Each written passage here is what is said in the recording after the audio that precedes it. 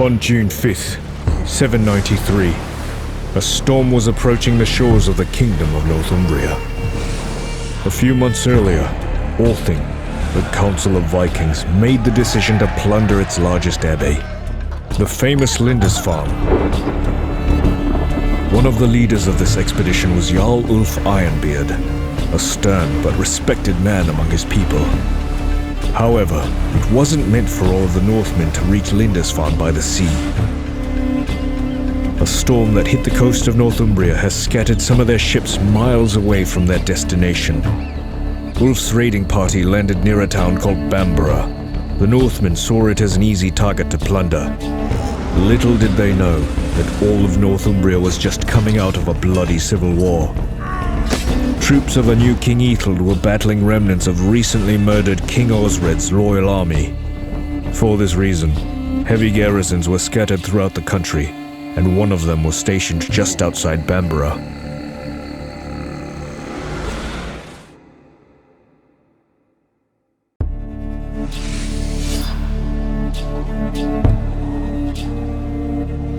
Overwhelmed by the forces of the enemy, cut off from their ships, the Northmen had to escape. Those who did not retreat in time lost their lives or became captives. Once harsh invaders looking for prey, the Northmen suddenly became prey themselves. Luckily, they found salvation in a nearby forest, which became their temporary shelter. Here, they could catch a moment of respite from the pursuing Britons.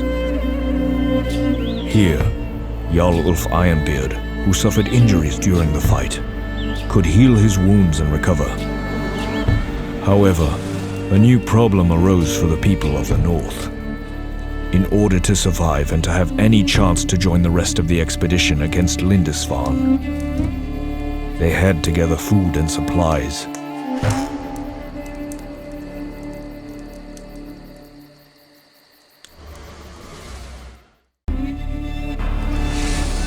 This is how I joined the Northmen in their raid on Lindisfarne. Ethelred had held me captive for months, and that was my chance to get even. When Jarl Ulf Ironbeard regained his strength and we collected enough supplies, we could finally head on to join the rest of the expedition. However, the road to Lindisfarne was not an easy one. Every once in a while, we encountered Ethelred's troops. Our supplies ran out faster than we were able to loot the surrounding villages. It was then that the scouts noticed an approaching caravan with food and weapons. We prepared an ambush, not expecting that someone else was preparing to attack it as well. I do not know if we could have broken the Britons' garrison without the help of Hrothgar. Now our paths were parting, and this mighty son of Northumbria was setting out to continue his struggle against Ethelred's army. As for us, we could head to Lindisfarne. There was only one obstacle left on our way: a heavily guarded bridge to the island where the monastery was situated. To overcome it, we needed additional manpower. While Jarl Ulf started to prepare our troops, the scouts reported on the Viking ships circling the shore. For some reason, however, they maintained a distance and there was no way to contact them. We knew that attacking the Lindisfarne bridge head-on was nothing short of the very height of folly. Jointly, we called for a general revamp and set off for wayside farms, aware that our empty bellies were the worst of advisors. Strengthened, we were able to push the Britons off the bridge, drowning the escapees in deep waters. In joy, we rejoined with our brothers, and now we were up to any challenge. And with the last line of defense gone, the path to Lindisfarne laid before us. We eagerly rushed the monastery, expecting easy victory. Yet we were wrong. As the notoriety of our actions spread over the countryside, the abbey filled with zealous defenders, a hard fight was brewing behind those walls. And to be frank, we couldn't wait to test our strength.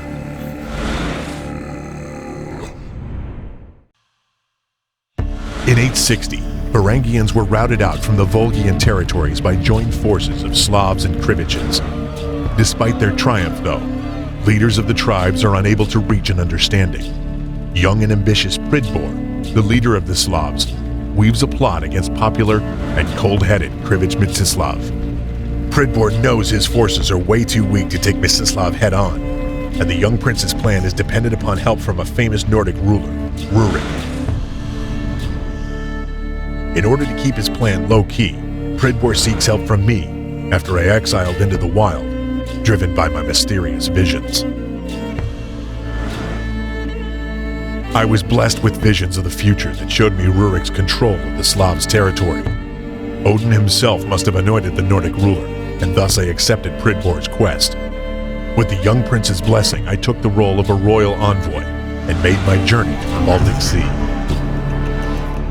Weeks later, the sightings of the Viking ships proved my visions true.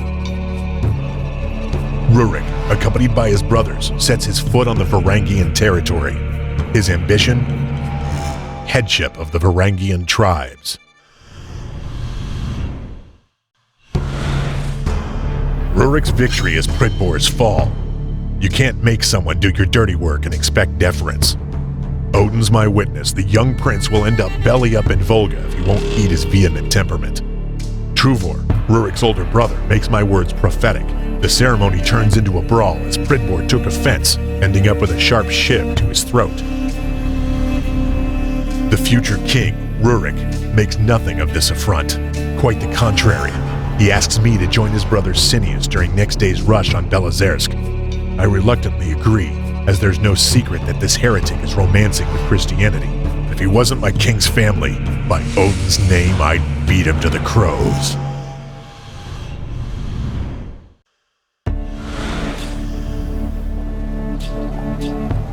With Rurik's flag waving over Belozersk, his army was ready to ride on Holmgard, a stronghold ruled by Pridbor's bloodkin, Vasily.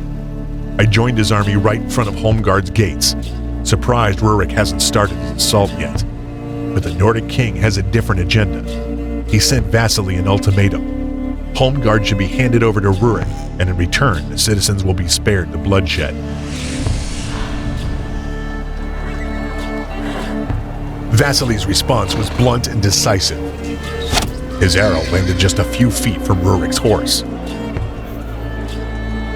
Rurik kept his calm and lifted his finger in the air. The first column of his soldiers split in two, making way for Truvor, holding Pridbor on a leash like a dog.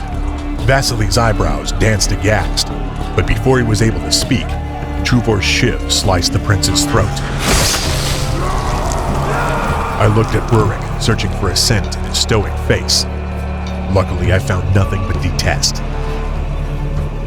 Rurik and I knew that those who command with ruthlessness and wanton find themselves powerless when the battle is over.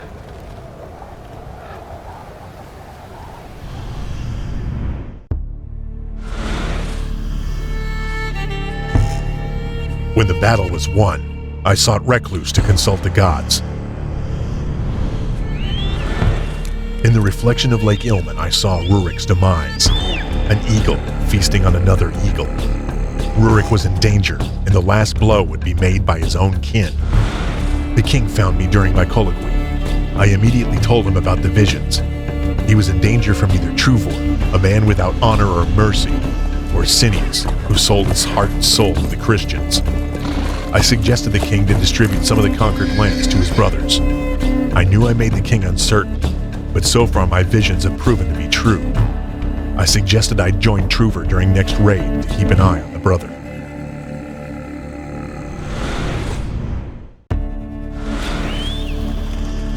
As I was looking over the battlefield, I heard a disquieting whizzing noise. Two eagles locked in brotherly battle, each one pecking the other senselessly. For a short moment in front of my eyes, I recalled the vision of Rurik's downfall, an eagle feeding off of his chopped kin. The king's in danger. I rushed back, riding my horse to its demise. I returned just in time. A trusty berserk, one of the king's personal guard, tried to assassinate him. In his frantic state, he had to be put down, and I was unable to determine which brother sent the assailant. The king was furious. A blow from a family always hurts the most. Odin saw in Rurik the same man I see now, a godsend. To protect him, I'd have to kill Truvor and Cineas. Yet each deed has its price. Rurik hesitantly agreed to sacrifice his firstborn to Odin. Once my job is done, I should lay low for a while to make sure the blame would be put on the remaining Krivich.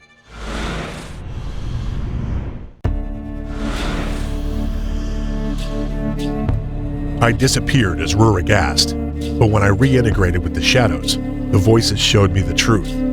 I've become a different man, a man whose voice was nothing less but a declaration of God's. And Odin does not forget. It took me almost 15 years to collect my honorarium. Rurik welcomed me with royal luxury, but what can a blind man offer to a seer? Those were earthly commodities I had no use for. I demanded my remittance be paid as agreed upon, with his firstborn. There's a special kind of madness in the eyes of kings. Rurik laughed out at me frantically and threatened with the worst kind of tortures if I was to act upon his son. I reminded him what happened to Cineas, who shunned the gods away, and to Truver, who got consumed by anger and resentment. This fool ordered his guards to throw me out of the castle, but we'll see who'll be having the last laugh. As predicted by the vision, Rurik died weeks after he refused to give his son to Odin. Due to his son's young age, Rurik was succeeded by Oleg of Novgorod, who laid foundations to one of the most powerful states of that time, Kievan Rus.